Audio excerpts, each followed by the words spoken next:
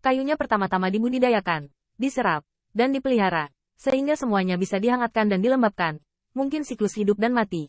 Mengapa tidak? Dari kematian ke hidup, dari hidup sampai mati, hidup berputar dan tetap tidak berubah selamanya. Semakin banyak orang yang berkuasa naik ke panggung, dan pemandangan ini secara alami diperhatikan oleh pengadilan surgawi. Belum lagi apapun, Wei Lingtian, yang bertanggung jawab atas anjungan Shenwei, sangat meremehkan. Ini adalah hari ulang tahun dan pertemuan yang mulia. Tapi biarkan pencuri meminjam kekuatan surga.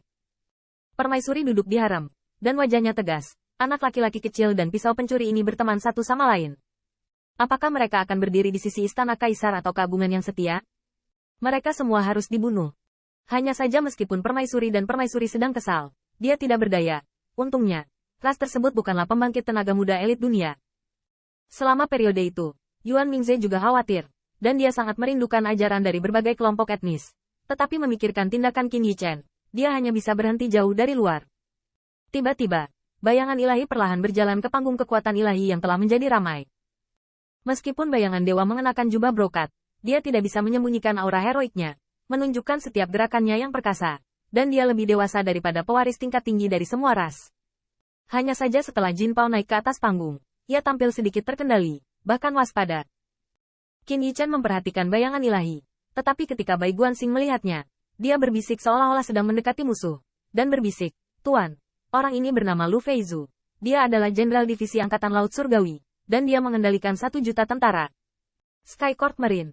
Qin Yichen sedikit mengernyit, dan bisa mengerti mengapa Lu Feizu tampak waspada. Qin Yichen dan Lu Feizu saling memandang. Setelah yang terakhir ragu-ragu, dia benar-benar melengkungkan tinjunya dan berkata, kebijaksanaan dan pengetahuan Jenderal Feng benar-benar mengagumi Lu. Ada begitu banyak hal indah yang tertinggal di sini, yang membuat Lu kagum. Sayang sekali Jenderal Feng dan aku adalah tuan kami, dan kami hanya berpura-pura bahwa Lu tidak pernah ke sini.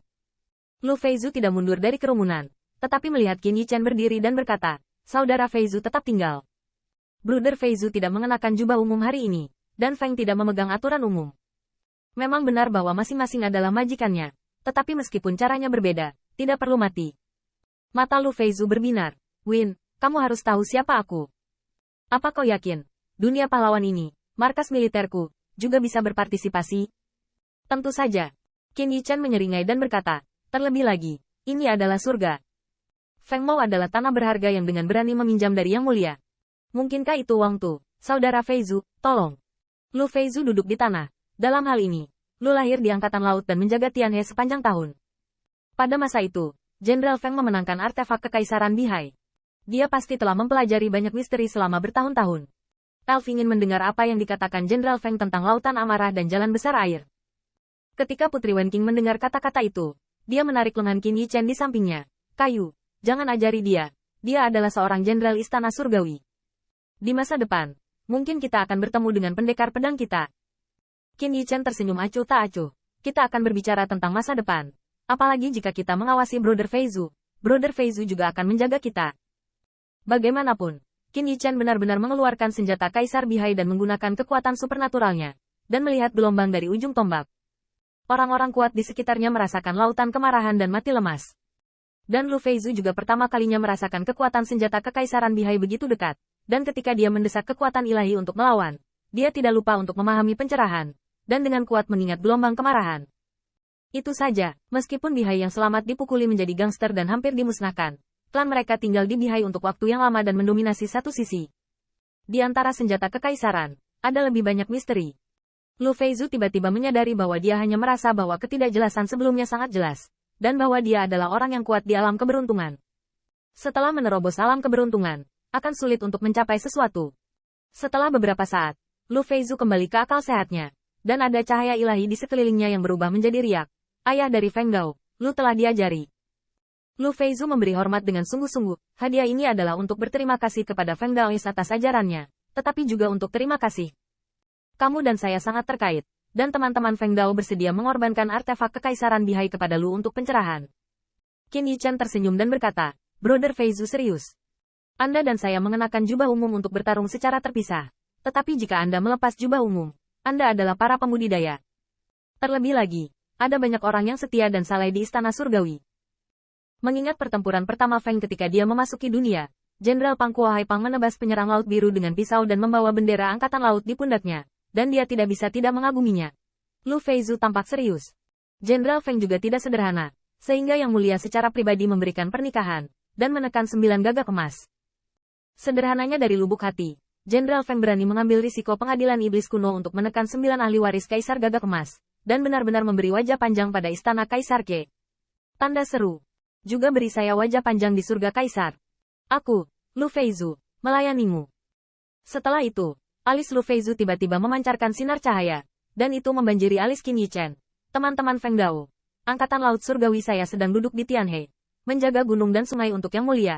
Pasukannya ketat, susunan sakral berubah dalam segala hal, dan berlari melintasi bintang. Jika formasi ini terbentuk, maka tidak akan ada kerugian bagi langit di atas sungai. Hanya saja tugas Lu adalah, dan dia hanya dapat mewariskan formasi sejuta dewa Anda. Apakah Anda dapat memahaminya lebih jauh?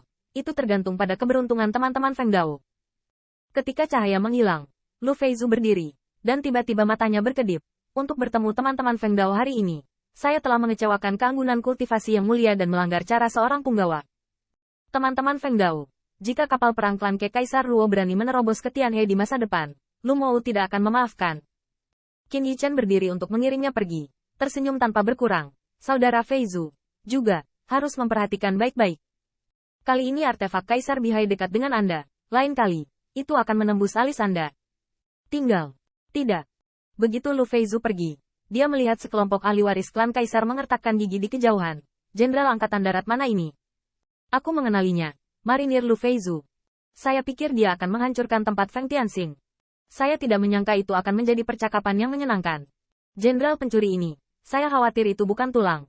Sekarang biarkan Shen Shuai membunuhnya.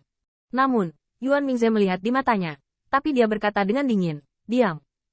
Segera, Yuan Mingze menjentikkan lengan bajunya dan berjalan menuju Panji Liga Pahlawan hari itu.